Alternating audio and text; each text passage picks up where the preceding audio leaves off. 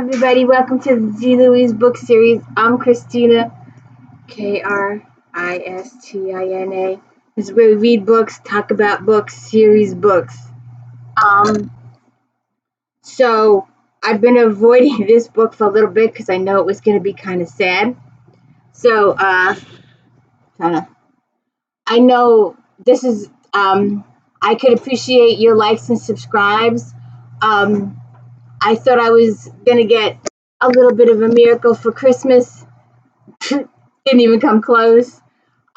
Maybe this year. I've got a whole year to go now. So let's give it a try. Show your support for my channel. If you have channels, channels, spread the word. Just little old me here. There's no theme music. There's nothing special going on here at all. Just me reading books, talking Star Trek. We're going to start Flashback Mondays in a couple weeks. Check out my video. I did a tour of my bookcase. I just thought you'd like to know what I've got. They're all series. Every last one of them is series. And I have other bookcases around the house that also have series in them. So let's get started here. And like I said, this was a little hard. I knew it was coming. But we went and did the Janets for Christmas. So way cool there. We are doing book 18 of J.A. Jance, Justice Denied, a J.P. Beaumont novel. J.P. used to be a homicide detective with the Seattle Police Department, but has since, when Kramer got promoted,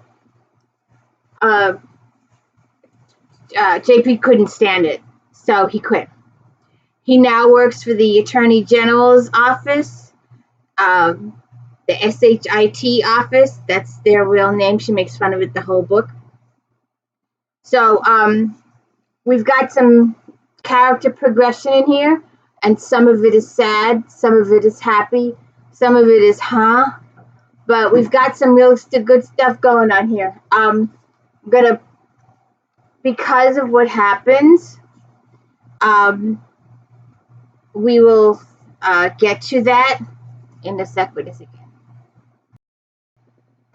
So, because of what happens, it's hard. Thank you, Casanova. He's showing his support. He's getting a little older here. His sibling, Mr. Sinatra, died a couple of months ago. He's the only boy in the house now. And he's petrified of girls. Not me girls. The girls. The feline girls. But anyways, so he's working with the, JP is working with the Attorney General, and he's working on some missing person cases or unsolved cold cases. And his boss wants him to look into, there was a killing recently, and his boss wants him to look in on the Lashana Tompkins case.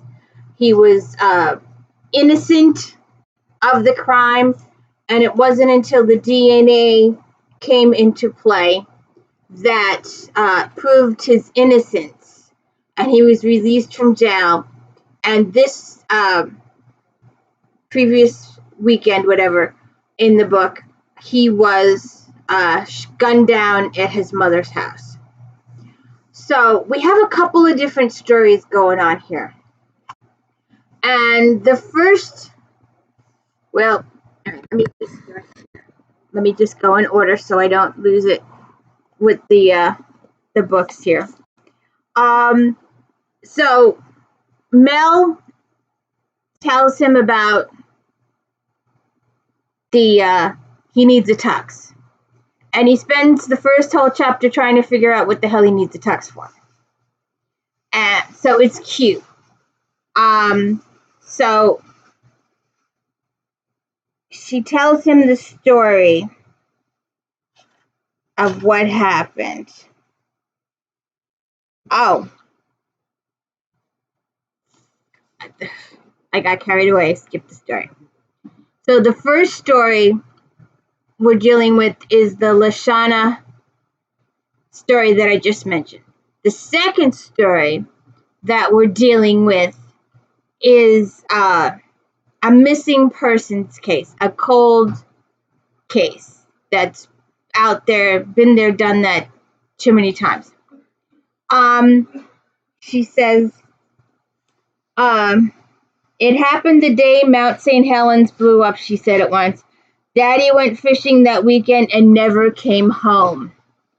The day Mount St. Helens blew up, if you lived in Washington State or even anywhere in the Pacific Northwest at the time, those words conjure a day you remember, a beautiful, clear Sunday morning in late spring when the mountain, one some Native Americans referred to as Luaga Cloud or Smoky Mountain, suddenly roared back to life after being quiet for 123 years.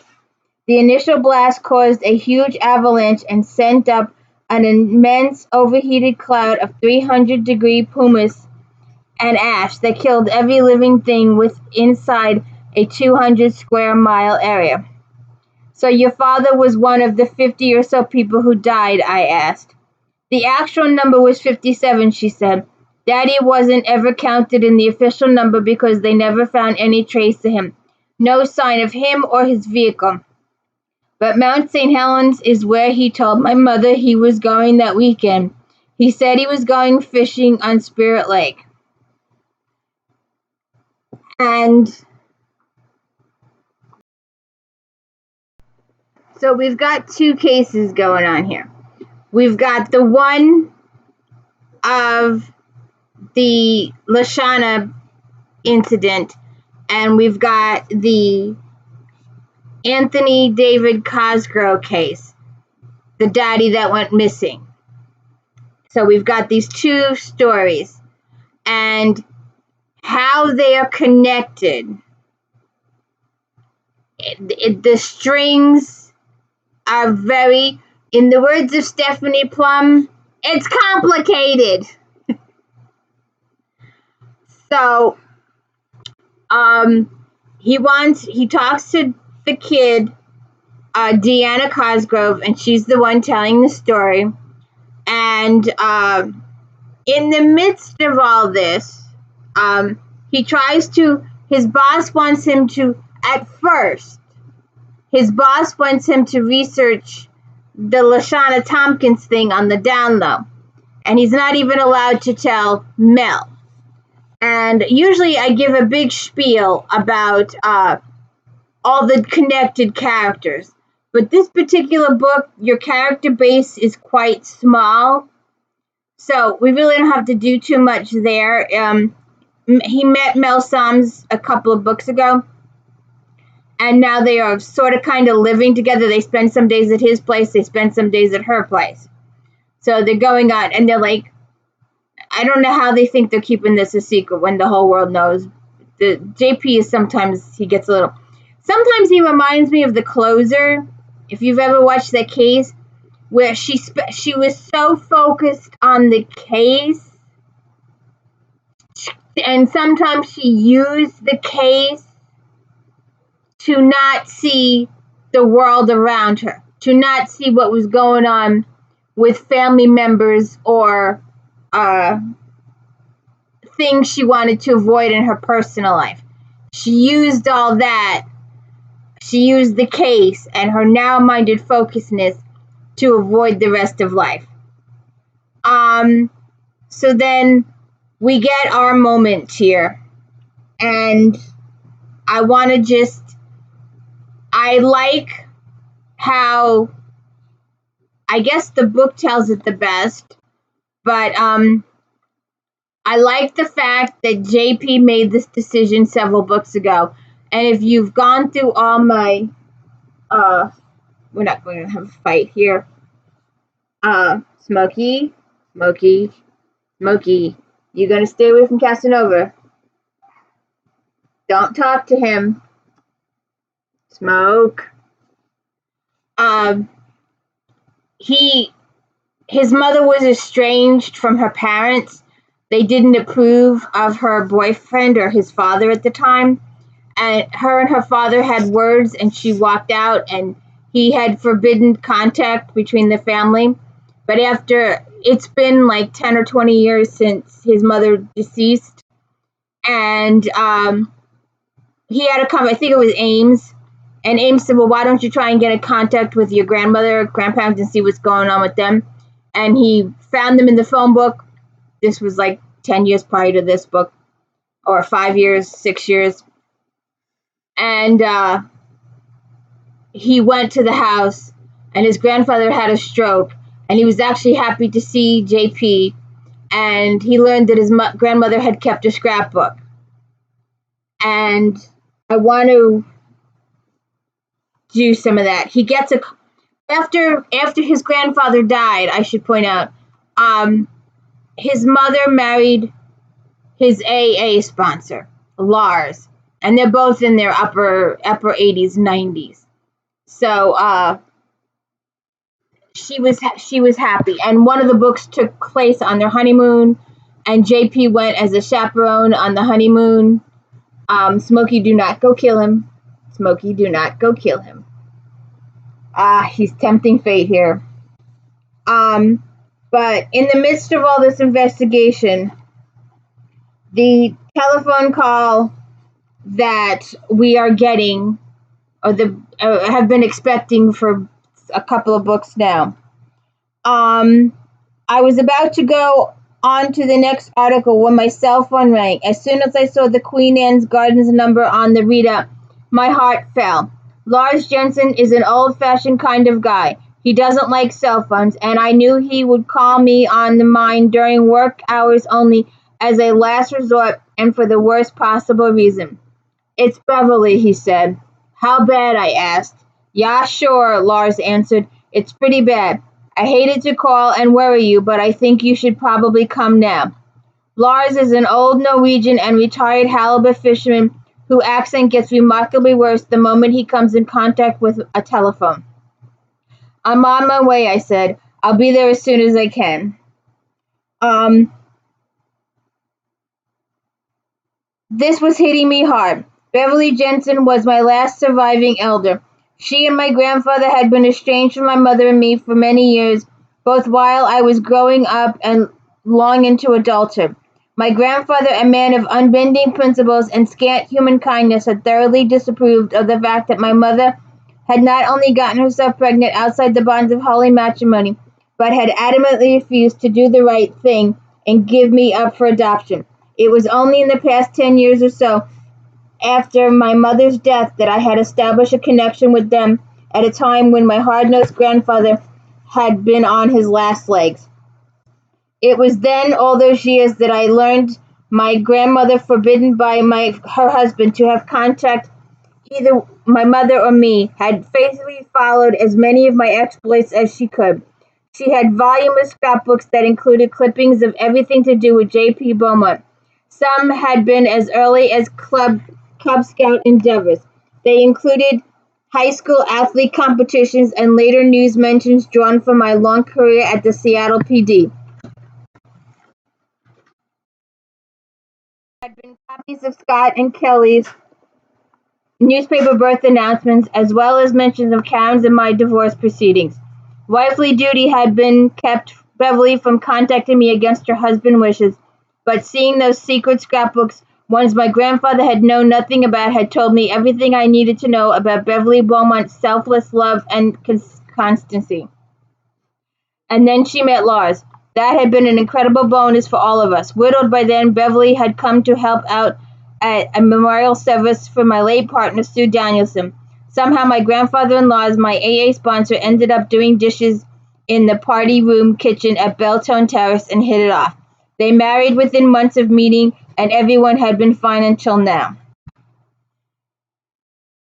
And I treasure my grandparents. I was one of the lucky ones. I had my grandparents until my 30s, and they were the best grandparents. They supported me. They helped me go through college. They bought me my first car. They were the best grandparents in the whole wide world. And I miss them. But my grandmother was the best. She kept house. She kept a clean house. We had ice cream and watched TV, MASH, one day at a time, all in the family. My grandfather was a bit of a Virgo. His daughter, my mother, was a bit of a Virgo. The clash is there. I could relate, so I'm dedicating this to my grandparents because this is a really good book. He goes and he sees his grandmother for the last time, and he gives him instructions that he is to marry Mel under no certain terms. He is to marry her instantly, immediately, yesterday. Then after she passes, Lars asks him to take him to the florist, and they go to the funeral home, and he's going to get 2 urns. Her ashes will be split into 2 urns. One will be spread in the lake where her first husband's ashes were, and the second urn is going to be with Lars. He figures 50-50 split is fair. Then they go to an AA meeting, and then after that, JP goes and interviews Lashana's mother. He was killed in her kitchen, and she gives him Detective Kendall Jackson's name. He is the detective that is working with the Seattle PD on this case. And that helps JP because he doesn't want to go through regular channels because he still doesn't have a working friendly relationship with the Seattle PD. He calls Kendall, makes contact. There's this whole thing, and it isn't explained until later. And sometimes there was a nun, a woman, a female in nun's clothing was spotted near the crime scene. And at first, you might have been led to believe that it was this Elaine Manning lady who was a girlfriend of Lashana's, who was working at the mission with him, with this other guy. And sometimes it might be hinted that there might have been a possible triangle relationship there. That turns out to be not so much. Then his JP has a daughter, Kelly, and a son, Scott, and Kelly is going through some hard times. She's angry a lot. She's crying a lot. She's got all these things going on, and we will discuss that in later chapters. But this is in the order in which it happens. She's coming out for the funeral, for Beverly's funeral, and she gets mad at her father. Gets mad that Mel's living in his place. She has a whole bunch of temper tantrum. She drags her family home right after the stuff because she says she's mad at her father. Her husband, Jeremy, is going bonkers. He doesn't know what's going on with her. And so then they talk about Mel's day, and I'm not sure.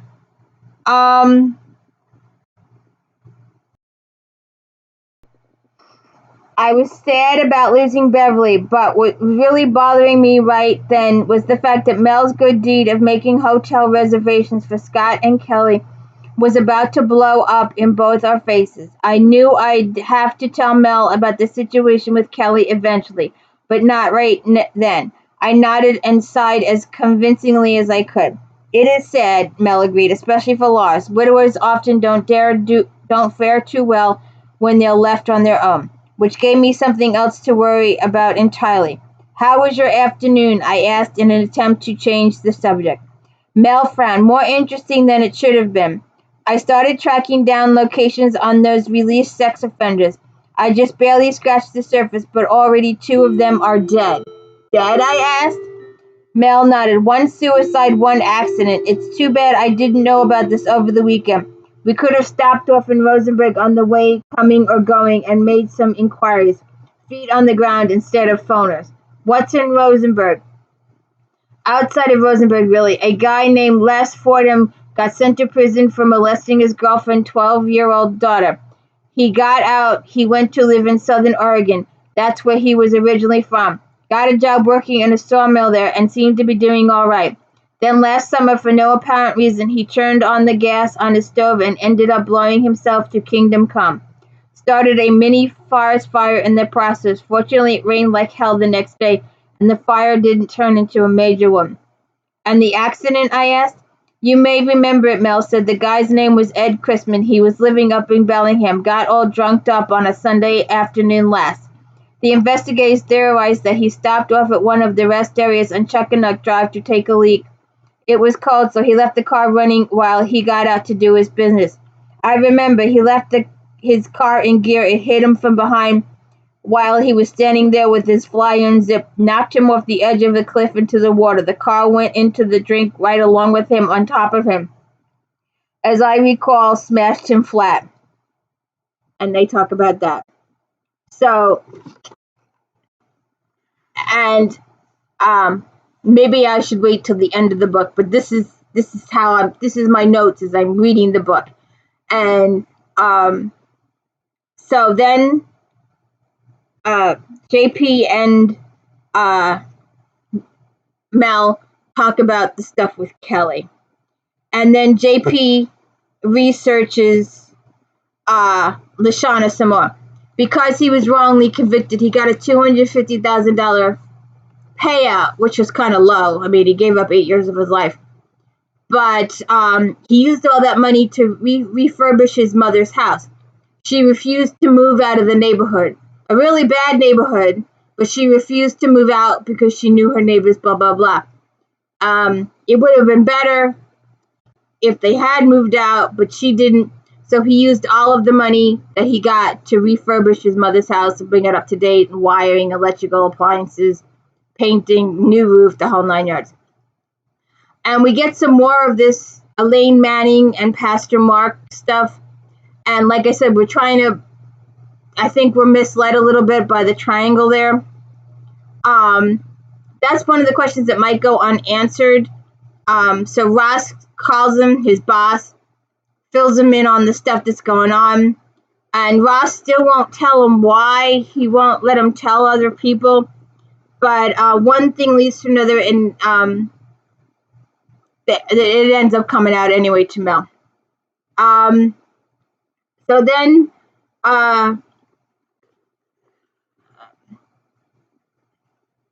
JP finds out that Anthony David Costco, the guy that disappeared the day Mount Helens blew up, had been involved in an investigation at work. So JP thinks, well, maybe that was what led to his possible demise. And then Kendall Jackson calls and says the people at Seattle PD are up in arms because Kendall is talking to JP. Then they go to have a family dinner, and it goes to hell in a handbasket. But then we get the next day. They go into this. There's a lot of Mel's got this organization that she belongs to, helping people recover from sex offenders and stuff. And that's a really difficult subject in this country, in the world. People are doing with this on a daily basis. It's very upsetting. But I wanted to go back just a second because the book does.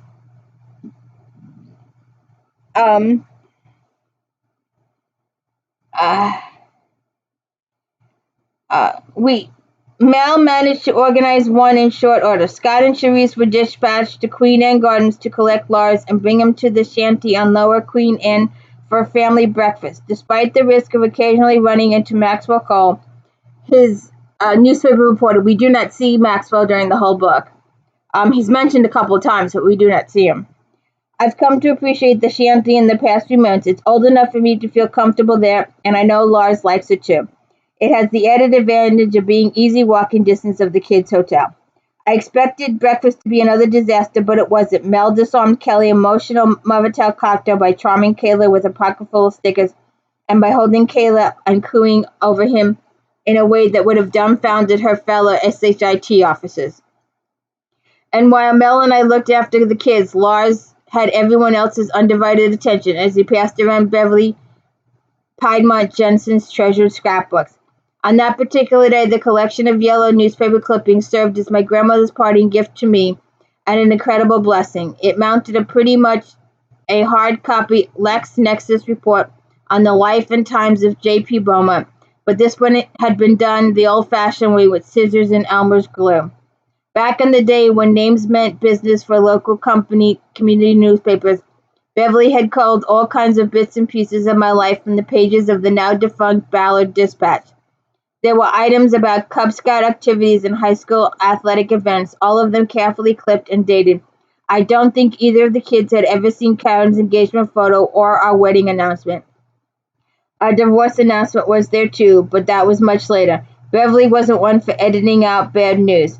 Later on, the story shifted from the Dispatch and onto the pages of Seattle Times and the PI, as my career as a Seattle Police Department cop and later as a detective took off and occasionally became newsworthy. These were the secrets lurking among my grandmother's treasures that neither of my children had ever known or suspected about their father. It turned out Beverly had managed to glean things about Kelly and Scott as well. Their published birth announcements, for example, Beverly had kept her loving distance vigil even after I had reconciled with her and my grandfather. And the very last page, tucked into the empty page in the most recent book, was the cardboard-framed hospital photo of Kyle. I'm sure Lars put it there for a simple reason that he needed to put it away. I don't know if his choice of the notebook was deliberate or accidental. I gave him credit for a stroke of pure genius, and I saw the tearful, grateful look Kelly shot in my direction when she found it. The look was utterly priceless and due entirely to Mel's efforts rather than my own. So, then there had been some there's some talk going on, but so then in the next chapter, Mel is informed of the secret that she's been walking around with the Lashana case because Ross comes to the apartment. He wants to keep it on the down low, and then Donnie Cosgrove calls JP. He is the husband of Deanna, the one with the father with the Mount St. Helen thing. And apparently the stepfather came to the house and threatened them all and raised Harry Carey that he was blaming Deanna for the new investigation into her father's disappearance. But it wasn't Deanna that was doing it. It was the state attorney general's office were trying to close up some cold cases. And her father had come and screamed at them all, and it was a whole big deal. So they're all scared now that something's going to happen.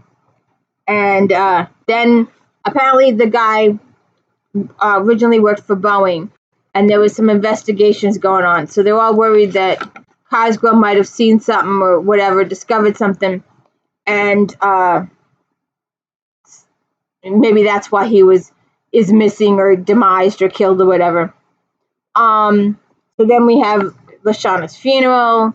There's a lot of other stuff that goes on, and it in the middle of all this stuff that's going on, we have some more family stuff with Jeremy calling saying that Kelly insisted they leave without saying goodbye, and they went all the way home.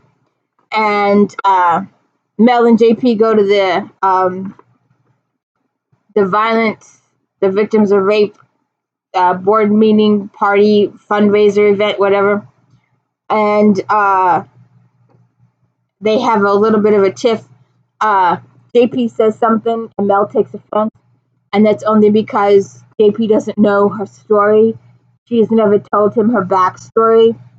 So it takes them about 48 hours to get through that.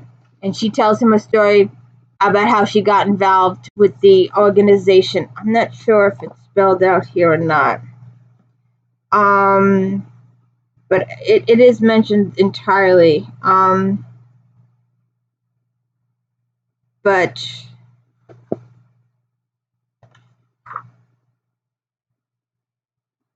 no.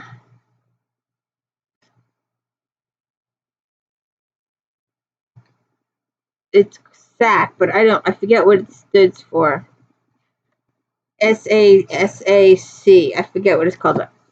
So, then they discover Jeremy makes a phone call and he calls them, and it's Mel that figures the whole thing out. Kelly is going through postpartum depression, and Jeremy gets her to the doctors, and things are going to look good after that happens. So then they discover another one of the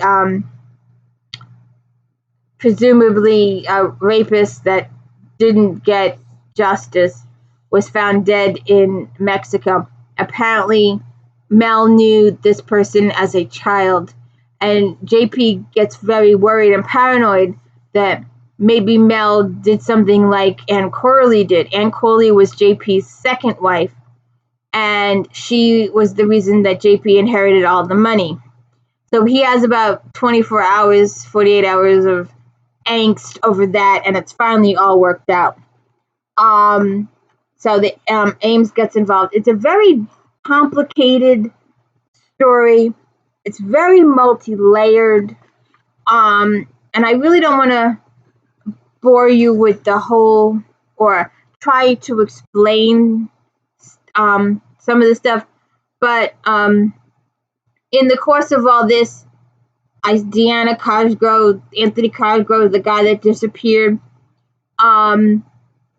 Deanna gets a call and her parents have been murdered.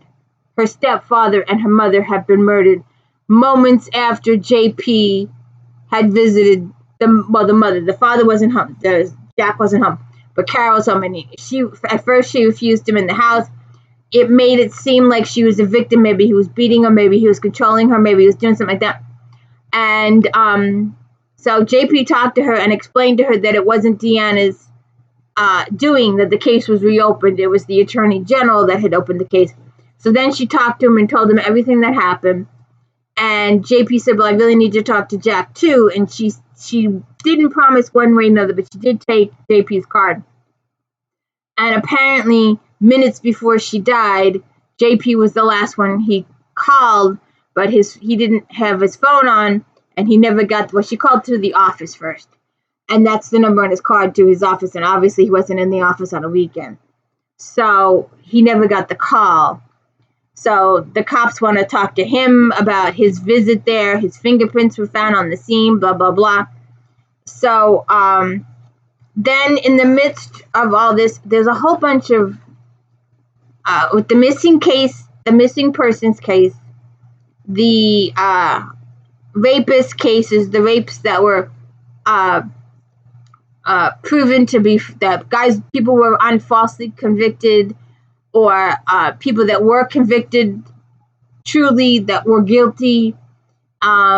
It's very multi-layered. There's quite a different people in here. And it takes a twist and turn. You do not see, one of my authors refers to it as on stage and off stage.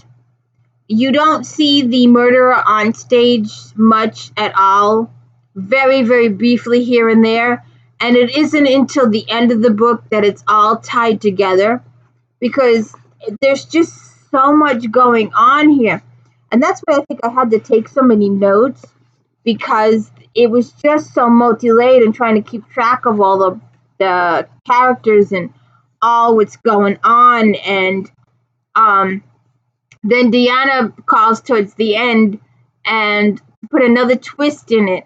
Her husband, Donnie, was there at the house, and minutes after the parents were killed, minutes. So he had blood on him, and he was afraid that he was going to be convicted of the murder that he did not do.